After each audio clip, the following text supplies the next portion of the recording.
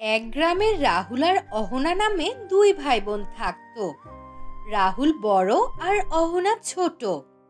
অহনার যখন 6 বছর তখনই তাদের মা বাবা মারা যায়। তখন থেকে অহনার সব দায়িত্ব রাহুলের উপর। রাহুল অনেক আদর যত্ন করে তার বোনকে বড় করে তুলে, নিজে কৃষি কাজ করে তার বোনকে মানুষ করছে। কিন্তু অহনার গায়ের রং কালো, তার জন্য গ্রামের মানুষ বিভিন্ন ধরনের কথা শোনাতো। হঠাৎ একদিন, ভাইয়া, আমি কালো বলে আমার সাথে কেউ মিশে না, সবাই আমাকে ঘৃণা করে। তুমিও কি আমাকে পছন্দ করো না? পাগলি বোন আমার, তুই এসব কি বলছিস? আমি তোকে কত ভালোবাসি তুই জানিস না। হ্যাঁ ভাইয়া, কিন্তু গ্রামের সবাই আমার সাথে এরকম করে কেন? মানুষ এক এক রকম কথা বলবে, এসব কথায় কখনো মন খারাপ করবি না। আমি তো তোকে কিছু বলি না। যা, এখন গিয়ে পড়তে বস। এই বলে রাহুল চলে যায়। সে তার জমিতে কৃষি কাজ করছে ভালো ফসলের আশায়। সে যখন কাজ শেষ করে বাড়ি ফিরছিল, তখন তার সাথে গ্রামের রহিম চাচার দেখা হয়ে যায়। তখন রহিম চাচা বলে, কিরে রাহুল, তোর জমিতে দেখছি বেশ ভালোই ফসল ফলেছে। হ্যাঁ চাচা, আপনাদের আর মহান আল্লাহ তাআলার রহমতে বেশ ভালোই ফসল হয়েছে। মনে হচ্ছে আর আমাদের অভাব থাকবে না। অভাব না থাকলে কি হবে বল? তোর যে বোন আছে, তাকে তো ভালো জায়গায় বিয়ে দিতে পারবি না। আজকাল কালো মেয়ের কোনো দাম আছে নাকি? চাচা, তুমি এরকম করে বলছো কেন? অহনা তো তোমারও মেয়ে। ওকে নিয়ে এসব বলতে কি তোমার একটুও কষ্ট হয় না? আরে যা যা, দেখতে কালো ভূতের মতো, সে নাকি আমার মেয়ে হবে। দেখো, আমি আমার বোনকে অনেক ভালো জায়গায় বিয়ে দিব। আমার কালো বোনই একদিন রাজরানী হবে এই গ্রামের। এটা শুনে রহিম চাচা হাসতে থাকে আর রাহুল মন খারাপ করে বাড়ি চলে যায়। তার মন খারাপ দেখে অহনা জিজ্ঞেস করে, ভাইয়া, তোমার মন খারাপ কেন? কি হয়েছে তোমার?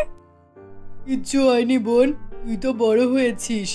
ভালো একটা ঘর দেখে তোকে বিয়ে দিতে হবে, এটা ভেবে একটু মন খারাপ।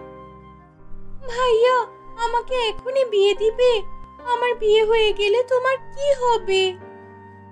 তোকে ভালো জায়গায় বিয়ে দিতে পারলেই তো আমার সুখ রে পাগলি।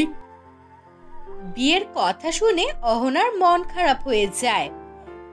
এভাবেই তাদের দিন যাচ্ছে। হঠাৎ একদিন অহনার জন্য একটা বিয়ের সম্বন্ধ আসে। অহনাকে দেখতে আসে। পাত্রপক্ষ অহনাকে দেখে বলে, এই কালো মেয়ের জন্য আমার ছেলের বিয়ের কথা হচ্ছে। আমি এখানে আমার ছেলেকে কখনোই বিয়ে করাবো না। হ্যাঁ মা, একে দেখতেই তো কেমন লাগছে, আমি এখানে বিয়ে করব না। এই বলে ছেলে আর ছেলের মা চলে যায়। অহনা আর রাহুলের মন খারাপ হয়ে যায়। অহনা মন খারাপ করে ঘরে চলে যায় আর রাহুলও মন খারাপ করে আনমনে হাঁটতে হাঁটতে একটা বাগানে গিয়ে বসে। রাহুলকে একা বসে থাকতে দেখে একটা জাদুকর ভাবলো, ছেলেটা একা একা বসে আছে কেন? কি হয়েছে ওর? মনে হচ্ছে ভীষণ মন খারাপ। আমি ছদ্মবেশ ধরে গিয়ে দেখি কি হয়েছে। এই বলে জাদুকর একটা বৃদ্ধার রূপ নেয় আর সে রাহুলের কাছে যায়। এই শুনছো? এই দুপুর বেলা এই বাগানে কি করছো? এই বাগানে যে আসা নিষেধ, তুমি জানো না? না, আমি তো জানি না। আসলে আমার অনেক মন খারাপ, তাই এখানে বসে আছি। মন খারাপ কেন? আমার বোন কালো বলে সবাই তাকে অবহেলা করছে, আর কোনো জায়গায় তার বিয়ে হচ্ছে না, সবাই অপমান করছে। ও, এই জন্য তোমার মন খারাপ? তা আমাকে একটু সাহায্য করবে?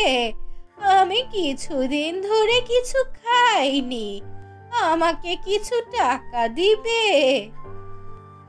আমার কাছে তো বেশি টাকা নেই, কিছু টাকা আছে, দাঁড়াও তোমাকে দিচ্ছি। এই বলে রাহুল বৃদ্ধাকে টাকা বের করে দেয়। এটা দেখে সে অনেক খুশি হয়ে যায় আর সে সঙ্গে সঙ্গে তার রূপ পরিবর্তন করে জাদুকর হয়ে যায়। তার রূপ দেখে রাহুল চমকে ওঠে। এ কি, তুমি বৃদ্ধা না? না, আমি একজন জাদুকর। তোমাকে চিন্তিত দেখে আমি এই রূপে এসে তোমাকে পরীক্ষা করলাম। আমি তোমাকে একটা মেকআপ বক্স দিচ্ছি, এটা তুমি তোমার বোনকে দিবে। তোমার বোন এটা দিলেই সুন্দর হয়ে যাবে। এই বলে জাদুকর রাহুলকে একটা মেকআপ বক্স দেয়। রাহুল মেকআপ বক্স দেখে অনেক খুশি হয়ে যায়। তোমাকে অনেক ধন্যবাদ জাদুকর। এই বলে রাহুল মেকআপ বক্স নিয়ে বাড়িতে চলে যায় আর তার বোনকে এটার বিষয়ে সব খুলে বলে। তার বোন মেকআপ বক্স থেকে লিপস্টিক দেওয়ার সাথে সাথে অনেক সুন্দর হয়ে যায়। এটা দেখে তারা অনেক খুশি হয়ে যায়। অহনাকে দেখে সবাই খুব অবাক হয়ে যায়। এদিকে গ্রামের কাকিমা অহনাকে দেখে বলে, কিরে অহনা, তুই এত সুন্দর কি করে হয়ে গেলি? তুই তো দেখতে খুবই কালো ছিলি। সবই আল্লাহর ইচ্ছা কাকিমা, তোমরা আমাকে কতই না অবহেলা করেছো, এখন দেখছো আমি কত সুন্দর। হ্যাঁ, তাই তো দেখছি, তোর দিক থেকে তো চোখ ফেরানো যাচ্ছে না। হ্যাঁ কাকিমা, দেখেছো, কাউকে কখনো অবহেলা করতে হয় না, আল্লাহ চাইলে সব পারে। এটা শুনে তার কাকিমা কিচ্ছু বলে না আর অহনা সেখান থেকে বাড়ি চলে আসে। গ্রামের সবাই এখন অহনার রূপে মুগ্ধ। তো বন্ধুরা, আমাদের গল্পটি কেমন লাগলো অবশ্যই কমেন্ট করে জানাবেন আর নতুন গল্প পেতে চ্যানেলটি সাবস্ক্রাইব করে পাশে থাকবেন। ধন্যবাদ সবাইকে।